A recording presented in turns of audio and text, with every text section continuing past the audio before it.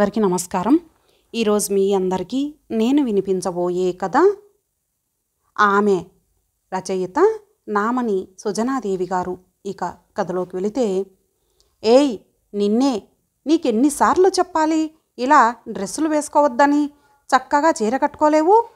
మరే కొంచెం ఒంట్లో బాలేదు, ఆఫీస్కి నడిచి వెళ్ళేప్పుడు ఇది కొంచెం సౌకర్యంగా ఉంటుందని భయంగానే నసిగింది శారద. అసలే నెలసరి వల్ల వచ్చిన చిరాకు, కాళ్ళు లాగడం, ఏది తినబుద్ధి కాకపోవడం, తినకపోవడం వల్ల ఇంటా బయట తీరిక లేకుండా చేసిన పనుల వల్ల వచ్చిన కోపం, ఎవరి మీద తీర్చుకోలేని అసహాయత అన్నీ కలిసి ఆమె కళ్ళు నీటి చలిమే అయ్యాయి. ఒక్క మాట అంటే చాలు నీటి కుండ తలమీదే ఉంటుంది. అయినా నీకు భయం లేకుండా పోతోంది. ఆ ఎదురింటి వాడితో నీకేం పని? తగుదనమ్మా అని ఇకిలిస్తూ మాట్లాడుతున్నావు. ఆఫీస్ నుండి వస్తుంటే వాళ్ళావిడ ఇంకా రాలేదని, ఇద్దరం ఒకే ఆఫీస్ కదా అని అడుగుతున్నారు. నాకు బాలేక త్వరగా వచ్చాను, తను మరో అరగంటలో వస్తుంది అని చెప్పాను. చెప్పు, నీకు ఒంట్లో ఎందుకు బాలేదు?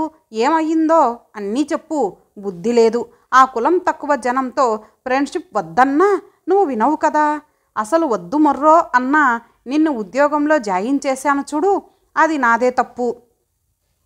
ఇవాళ రేపు ఎవరైనా కులం గురించి పట్టించుకుంటున్నారా? అంత ఇష్టం లేకపోతే మరి ఇప్పుడు మానేయించండి.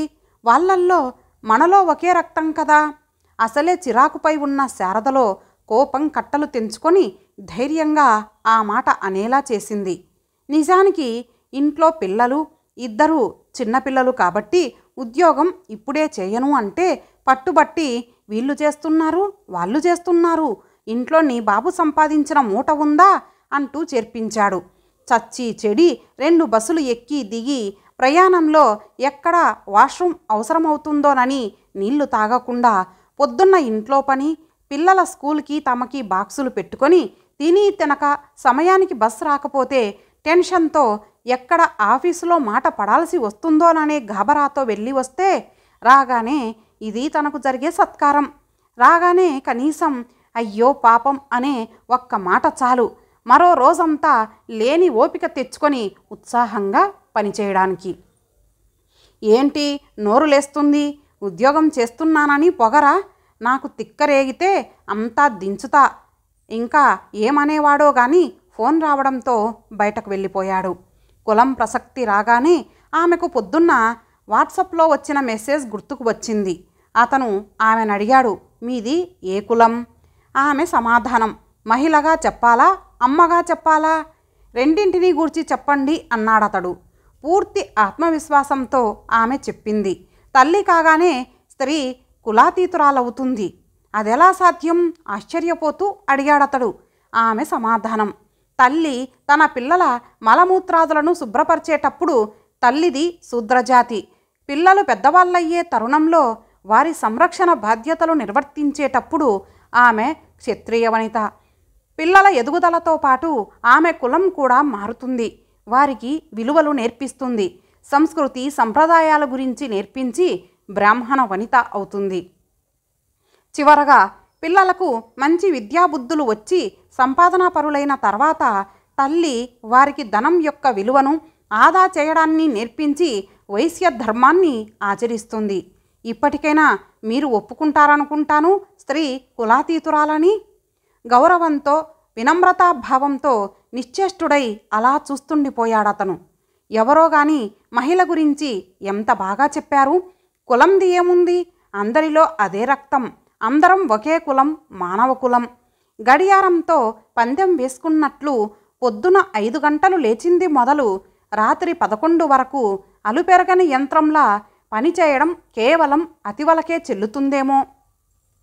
పిల్లలు స్కూల్ నుండి వచ్చాక చేసిన అల్లరి, చెల్లా చెదురైన వస్తువులతో రణరంగంలా తయారైన ఇల్లును చూడగానే తెలిసిపోయింది శారదకు.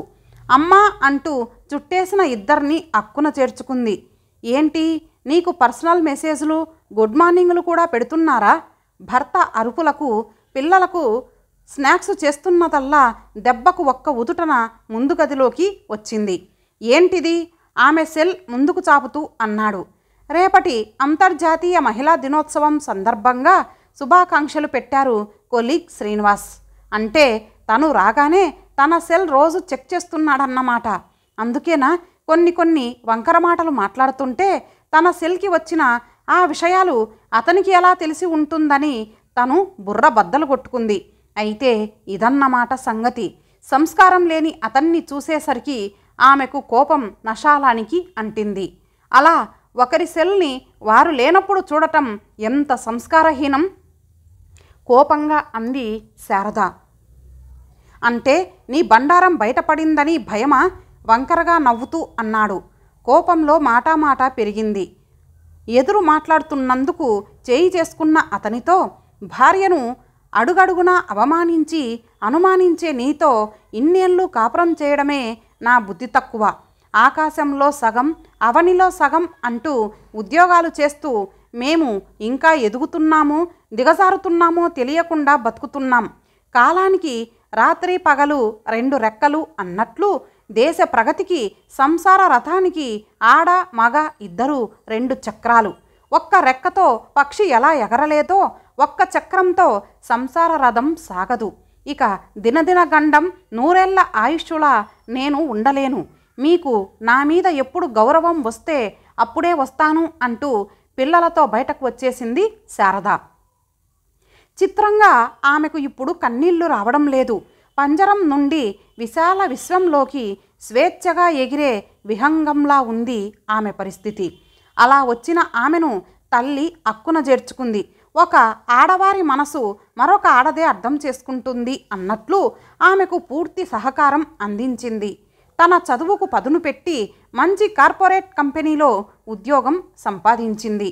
సకాలంలో ఆఫీస్కి వెళ్ళాలంటే ట్రైనింగ్ నేర్చుకుంటే ఉపయుక్తంగా ఉంటుందని డ్రైవింగ్ నేర్చుకొని సొంతంగా కారు కొనుక్కొని ఆఫీస్కి వెళ్ళడం మొదలుపెట్టింది. కొందరు ఆకతాయిలు అడ్డొచ్చి ఆమెను గేలి చేయడం చూసి పట్టుదలతో డ్రైవింగ్లో పట్టు సాధించి కారు రేసింగ్ పోటీల్లో పాల్గొనడం మొదలుపెట్టింది. అలా జాతీయ స్థాయిలో విజేతగా నిలిచింది. ఆమెలో విశ్వాసం రెట్టింపయ్యింది. పేపర్లలో ఆమె గురించి రాశారు. మహిళా దినోత్సవం రోజు భర్త పనిచేసే ఆఫీస్కి చీఫ్ గెస్టుగా ఆహ్వానం అందుకుంది. ఆ రోజు ఆఫీసులో ఆమె స్పీచ్ విని అంతా ఆమెను ఆకాశానికి ఎత్తేశారు. భర్త ఆమె అపాయింట్మెంట్ తీసుకొని వచ్చి తనను క్షమించమంటూ అడిగాడు. ప్రపంచమంతా ఏకమై ఎదురు తిరిగినా నా వెన్నంటి నీకు నేనున్నాననే ధైర్యం చెప్పేవాడే భర్త. కానీ మీరు కష్టకాలంలో అండగా ఉండక ఇప్పుడు నా అభివృద్ధి చూసి వచ్చారు. కాబట్టి మీకు కొంత సమయం ఇస్తున్నా.